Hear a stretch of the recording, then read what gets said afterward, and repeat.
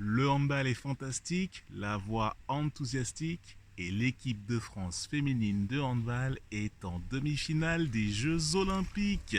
Et ouais mon gars, comment ça va? J'espère que cette vidéo te trouve en pleine forme. Je suis hyper hypé parce que j'ai vu un très beau match de handball. Suspense, émotion, maîtrise tout du moins. L'équipe de France est imposée en quart de finale donc du tournoi olympique contre l'Allemagne sur le score de 26-23 devant 26 600 personnes. 26 600 spectateurs au stade Pierre-Mauroy pour venir assister à la victoire de l'équipe de France. C'était un match exceptionnel. Il n'y a jamais eu autant de monde pour assister à un match de handball féminin avec l'équipe de France à l'intérieur. C'est l'équipe de France féminine en tout cas. C'est juste exceptionnel et c'est un jour à marquer d'une pierre blanche en ce 6 août 2024. 26-23, il y avait 13-10 à la mi-temps. On va rentrer comme d'habitude dans ce format débrief de rencontre avec notamment, on va rentrer dans un premier temps sur les choses à retenir dans ce match. Qu'est-ce qu'il faut retenir exactement? Il y a des choses qui ont bien marché. L'équipe de France a mené de bout en bout, mais il y a des petits points à améliorer comme toujours, même si l'équipe de France est la meilleure attaque. Il n'y a pas tout qui a fonctionné comme il fallait pendant cette prestation. Après, on reviendra un petit peu plus sur les analytics, sur les détails pour expliquer justement la performance du jeu global et aussi certaines individualités de l'équipe de France. Et dans ces individualités, on va faire l'évaluation également de certaines joueuses de l'équipe de France qui se sont démarquées au cours de cette rencontre. Et en dernier lieu, on va revenir notamment sur la perspective du prochain match, même si au moment où je te tourne cette vidéo, on ne connaît pas encore l'adversaire de l'équipe de France puisque c'est le match qui va se dérouler d'ici 2 heures qui va opposer la Suède à la Hongrie. Donc là, pour le coup, on va essayer de se projeter un petit peu plus d'ici la fin du tournoi. Alors, la France l'emporte sur le score de 26-23 à la mi-temps. Il y avait 13-10, énormément de monde pour assister à cette rencontre et pour soutenir les Bleus dans leur quête de back-to-back olympique.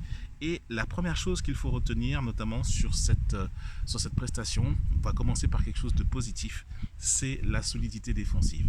Même si l'attaque n'a pas toujours été bonne, il y a même eu une période de disette, et on va y revenir dans quelques instants, au niveau de la défense, Paoletta Fopa, capitaine de la défense, avec Tamara Horacek aussi, les deux postes 3 en défense, c'était exceptionnel. Et puis même les autres qui coulissent, quand c'était Estelle Zeminko, quand c'était de l'autre côté Laura Flip, les postes 2 c'était également ça, aux ailes pareil, il y a très peu de tirs qui sont passés à l'aile du côté des Allemandes, et ça veut dire qu'il y a eu un excellent mouvement défensif.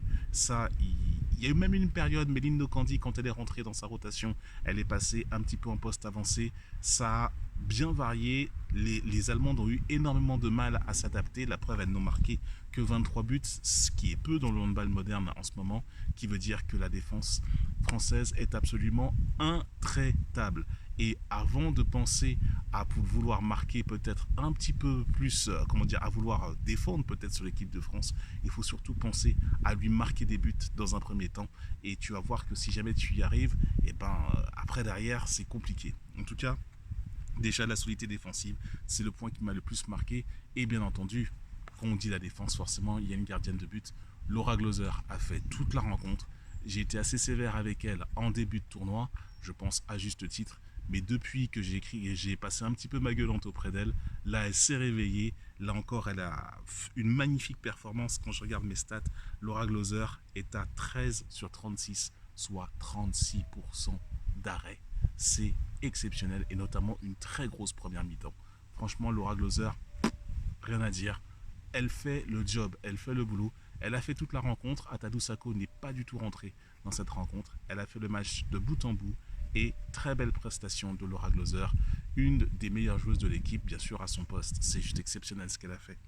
Le deuxième point que je voulais pointer, pour le coup, alors, la France a mené de bout en bout, tout du long, mais n'a pas réussi à se mettre à l'abri. Il y avait plusieurs occasions dans la rencontre, notamment quand on menait de 4 buts, qu'on menait de 5 buts, notamment en début de deuxième période. On est monté, enfin à la mi-temps il y avait 13-10, mais à la reprise on est monté jusqu'à 15-10 et on a laissé les Allemandes revenir jusqu'à 15-14. On s'est enchaîné un 4-0 derrière avec des échecs au tir et également c'était un petit peu le moment où il y avait des rotations un peu dans tous les sens, un peu partout, on n'y comprenait plus vraiment grand chose, les choses étaient un petit peu désarçonnées, il fallait remettre de l'ordre dans la machine à ce moment-là, et là c'est le petit bémol que j'aimerais dire par rapport au coaching d'Olivier Crumbles, où là, il y a eu beaucoup trop de rotation à ce moment de la partie, alors que les Allemandes sont restées stables, elles ont gardé la même base arrière quasiment toute la rencontre. Donc là, pour le coup, nous, du coup, ça nous a, en début de deuxième période, ça nous a un petit peu décontenancé parce que, voilà, entre les 2 minutes et ceci et cela, c'était compliqué à gérer. Et donc, du coup, on est resté, on a pris un 4-0 à ce moment-là. Et là, ça aurait pu partir en cacahuète, mais on a repris la maîtrise du jeu grâce à capitaine Estelle Zeminko qui remet de l'ordre dans la machine. Et donc là, pour le coup, heureusement qu'elle est là, avec des grandes enjambées qu'elle a. Elle a des jambes, mais alors laisse tomber, interminables. C'est formidable en tout cas de pouvoir, même quand ça va pas bien, même dans un temps faible, c'est pas grave, on serre les rangs, on revisse et on réavance. Et là, quand tu es l'équipe qui est en train de rattraper son retard derrière, tu dis ça y est, on s'approche, et là d'un seul coup tu reprends un coup d'accélérateur dans la figure. C'est mentalement il faut se relever après ça, et les Allemandes forcément avec une rotation beaucoup plus resserrée sur la base arrière qui est même quasiment inexistante sur la base arrière, eh ben elles n'ont pas réussi à rattraper leur retard en perdant un petit peu plus de lucidité, parce que même s'il n'y a pas beaucoup de rotation, il faut quand même faire des changements à des points homéopathiques, mais le coach allemand a fait le choix de ne pas en faire. C'est un choix qui n'a pas été payant. Et la France, même si je te disais en preview de ces quarts de finale que la France forcément disposait d'un peu plus de talent, un peu plus de rotation, de variété, et ben là pour le coup, elle s'en est bien sortie. Mais quand même, à noter cette carence offensive à un moment donné qui aurait pu nous faire flipper à un moment un petit peu crucial de la rencontre.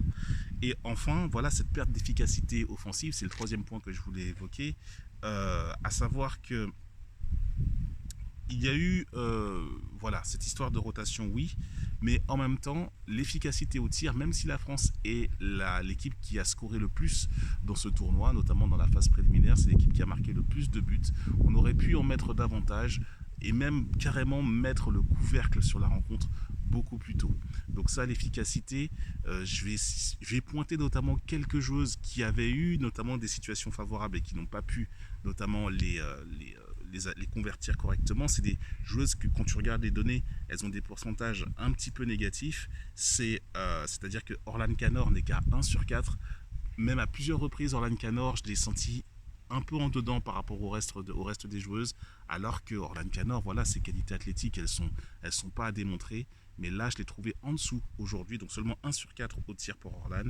Grâce à Adi, même si elle a un jeu de passe et qu'elle a toujours eu ce jeu de passe exceptionnel, tu sens qu'elle est en train de se faire dévorer par Tamara Horacek de l'autre côté, mais son jeu de passe est toujours efficace. Seulement au tir, c'est seulement 1 sur 3 pour elle à déplorer. Et même si Estelle Zeminko a un bon pourcentage, notamment à 4 sur 7 de réussite au tir, il y a quand même 3 échecs, dont un échec à 6 mètres à bout portant en début de rencontre qui aurait pu nous mettre bien à l'aise. Et d'ailleurs, ces problèmes, notamment de réussite au shoot, tu l'as vu au début de rencontre, pendant 7 minutes, 8 minutes je crois en début de rencontre, il y a eu 1-0 seulement pour la France, avec énormément d'échecs des deux côtés. Et ça, pour le coup, je pense a priori, c'est le changement de salle, comme on passe dans un stade qui est beaucoup plus grand que ce qu'on avait l'habitude de vivre à la porte de Versailles à Paris. Et bien là, pour le coup, il fallait peut-être s'ajuster un petit peu, mais quand tu regardes le match d'avant aussi, pareil, il y a eu pas mal d'échecs, pas mal il fallait absolument se remettre en canne dans un nouvel environnement. C'est pas forcément simple, surtout pour des jeunes filles, mais n'en demeure pas moins que l'équipe qui a le plus de nerfs, le plus de contrôle sur son jeu, plus de certitude sur son jeu, c'est elle qui l'emporte. Et la France l'a emporté comme attendu au moment de la preview. Au niveau donc des analytics, qu'est-ce que ça donne en global? Donc 26 sur 43 pour la France au global, 60% de réussite au shoot contre 23 sur 45 pour l'Allemagne avec seulement 51% de réussite au tir. La ventilation des tirs pour la France, on est à 8 sur 11 au 16 mètres, 3 sur 6 aux ailes, 5 sur 12, et c'est là où justement où il y a eu des problèmes sur la base arrière, 5 sur 12 seulement à 9 mètres, on a eu un 3 sur 4 en contre-attaque et 5 sur 8 en percée de 9 mètres à 6 mètres. Donc là, ça a plutôt bien fonctionné à ce niveau-là. Meilleure buteuse de l'équipe de France, Tamara Horacek, 7 sur 9. Laura Flip est à 4 sur 6. Estelle Zeminko à 4 sur 7. Et Laura Gloser dans les buts à 13 sur 36. Du côté de l'Allemagne, Emily Bulk est à 7 sur 14. 7 sur 14. Xenia Smits à 4 sur 8. Et Julia Benke à 3 sur 3. Katharina Filter, aussi en Allemagne, a fait toute la rencontre, mais n'est qu'à 9 sur 35, à seulement 26% de réussite. Mention donc au niveau de l'évaluation des joueuses qu'on va faire. Paoletta Fopa, même si elle n'a fait que 2 sur 3 en attaque, mais en défense, une activité de titan. Elle est indispensable, Paoletta Fopa, parce que notamment tout ce qu'on appelle toutes les sales besognes, que ce soit en défense et se prendre les coups au poste de pivot en attaque, Paoletta est indispensable à l'équipe de France féminine. C'est vraiment, voilà, au niveau pivot et dans le schéma défensif, il faut qu'elle soit là. Et également, Tamara Horacek, également, là, ça y est, elle est installée pour de bon. On a notre demi-centre du futur pour les années à venir. Tamara est juste exceptionnelle, elle joue relâchée. Aussi, elle prend ses responsabilités au 7 mètres. Ce n'est plus Alicia Toublanc qui tire, mais c'est Tamara qui s'y met. Et donc, qui veut dire que, ok, elle prend ses responsabilités, alors que Tamara, elle a un parcours qui n'est pas forcément simple, pas forcément évident au départ. Ça aurait pu couper court, mais elle n'a pas lâché. Et son talent maintenant éclate à la face du monde dans ces Jeux Olympiques. Et c'est son tournoi. Là, elle est en train de survoler ces Jeux. Et si la France remporte le titre olympique, je pense que le MVP, il ne faudra pas aller chercher très très loin concernant Tamara Horacek. Elle fait tout ce qu'il faut pour, en tout cas. Donc voilà, et aussi... Donc Estelle Zeminko également par son attitude, même si elle a eu quelques petits échecs au tir un petit peu comme les matchs précédents, mais de par son attitude et surtout mettre des buts à des moments clés pour mettre le couvercle sur la rencontre, notamment en fin de rencontre. Estelle Zeminko, c'est c'est l'âme de cette équipe, c'est la capitaine absolument indispensable pour que cette équipe avance. Donc bravo à toutes ces joueuses. On va clôturer justement ce débrief en te disant que la prochaine rencontre, ce sera jeudi. Alors, il y a 2 horaires, soit à 16h30, soit à 21h30 pour la demi-finale. On ne sait pas encore au stade où on en est qui l'équipe de France va affronter. On a vu, j'ai pu voir la première demi-finale à 9h30 du matin. C'est le Danemark qui s'est imposé contre les Pays-Bas. Et donc on sait que ces 2 équipes vont participer à les demi-finales, la France et le Danemark. Mais il reste encore 2 demi-finales au moment où je te tourne cette vidéo. Ce sont les matchs entre la Hongrie et la Suède et la Norvège et le Brésil.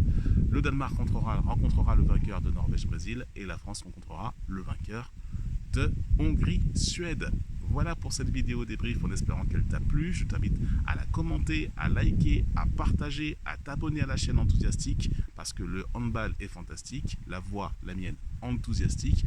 L'idée c'est de t'apporter le maximum d'énergie et en même temps la lucidité nécessaire pour te faire comprendre le handball tel qu'il fonctionne, que ce soit chez les garçons et chez les filles. On s'attarde sur le jeu et aussi sur des aspects un petit peu en dehors du terrain. Et j'ai fait une annonce hier, j'en profite avant de clôturer cette vidéo, j'ai fait une annonce hier soir. Je vais me donner à l'exercice des previews du championnat de France masculin de première division, la Ligue Imoli Star League. Je vais commencer les previews, c'est-à-dire les previews des 16 équipes qui participent à ce championnat de première division en France, à commencer par Istres et à finir bien sûr par le champion en titre, le Paris Saint-Germain. Donc ça, ce sera pour les garçons. Pour les filles, sachant que je suis déjà impliqué dans un club à Mérignac, pour ne pas le citer, par souci d'équité, par souci notamment pour pas que je puisse entrer en porte-à-faux avec le club pour lequel j'officie, je vais rester un petit peu plus global, notamment et faire une preview générale de la saison, et surtout que d'autant plus qu'il y a une incertitude par rapport aux Neptunes de Nantes dont l'investisseur principal va déposer le bilan, la société à objet sportif va déposer le bilan, on ne sait pas ce qui va devenir des Neptunes de Nantes, donc le temps que ça va se dérouler, je retarde un petit peu cette preview pour le championnat de Ligue Butagaz Énergie, mais pour la Ligue Imoli Star League masculine, tu me verras très très bientôt parler, notamment une fois par jour, je ferai la présentation et la preview de chaque équipe qui participe à la Ligue Imoli Star League sur le format que tu as commencé à voir pour les Jeux Olympiques. Voilà, c'était ma petite annonce en préambule. Je te souhaite une très belle fin de tournoi olympique et on se retrouve très bientôt, notamment demain pour le débrief à chaud du match des garçons, demain à 13h30. Allemagne-France, cette fois-ci, chez des hommes. Ça va envoyer très très très lourd. On encourage les Bleus, en dépit de tout ce qu'on a dit, de tout ce qui s'est passé. Là, c'est l'union sacrée, il faut faire quelque chose. Au stade Pierre-Mauroy, c'est chez vous. A bientôt pour une prochaine vidéo. Salut.